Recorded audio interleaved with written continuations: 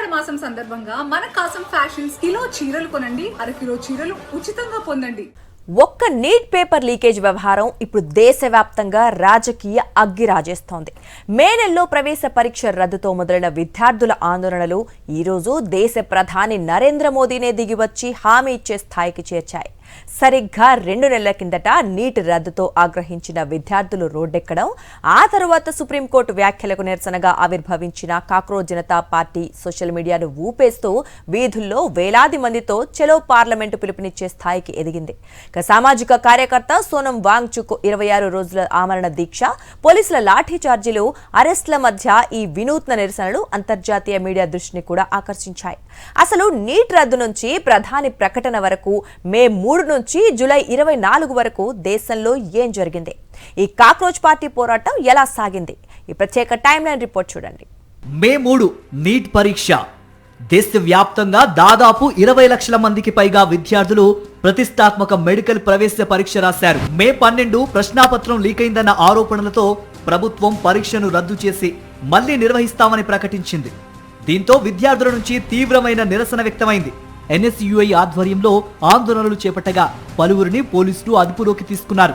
మే 15 chief justice Surya Kant మాట్లాడుతూ నిరుద్యోగ యువత సోషల్ మీడియాలో వ్యవస్థపై ఫిర్యాదులు చేస్తూ బొద్దింకల్లా ప్రవర్తిస్తున్నారని వ్యాఖ్యానించారు. మే 16 చీఫ్ జస్టిస్ వ్యాఖ్యలకు నిరసనగా Boston university graduate Abhijit Dipke సరదాగా కాక్రోచ్ జనతా పార్టీని ప్రారంభించారు. మే 21 కొద్ది రోజుల్లోనే ఈ సీజేపీ సోషల్ మీడియా ఖాతాలకు దేశంలోని పెద్ద రాజకీయ పార్టీల కంటే ఎక్కువ మంది ఫాలోవర్స్ వచ్చారు. జూన్ 2 పేపర్ లీకేజీలపై ముంబైతో సహా దేశంలోని పలు ప్రధాన నగరాల్లో విద్యార్థుల ఆందోళనలు మొదలయ్యాయి. జూన్ 6 అమెరికా నుంచి తిరిగొచ్చిన అభిజిత్ దీప్కే నాయకత్వంలో సీజేపీ మొదటి ప్రత్యక్ష నిరసన చేపట్టింది.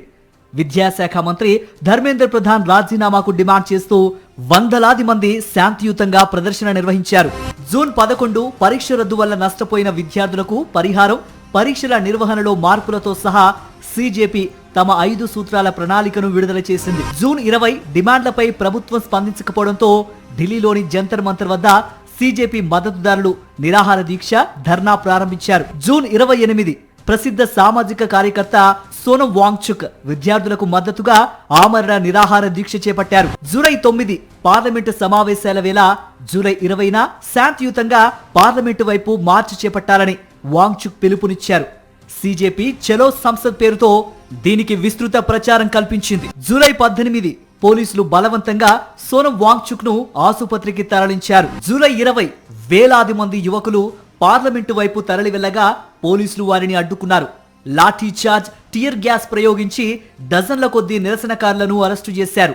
ముంబై, బెంగళూరులోనూ ఆందోళనలు జరిగాయి.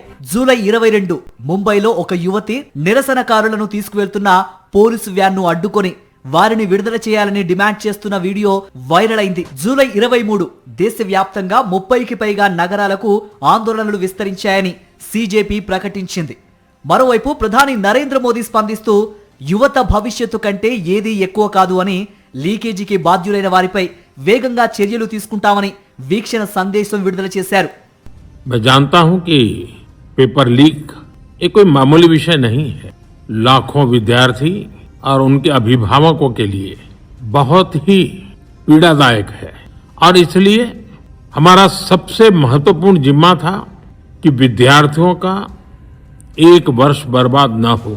జూలై 24 ప్రభుత్వాధికారులతో చర్చల అనంతరం హింస చెలరేగే అవకాశం ఉందన్న ఆందోళనతో సోనం వాంగ్చుక్ 26 రోజుల తర్వాత దీక్ష విరమించారు.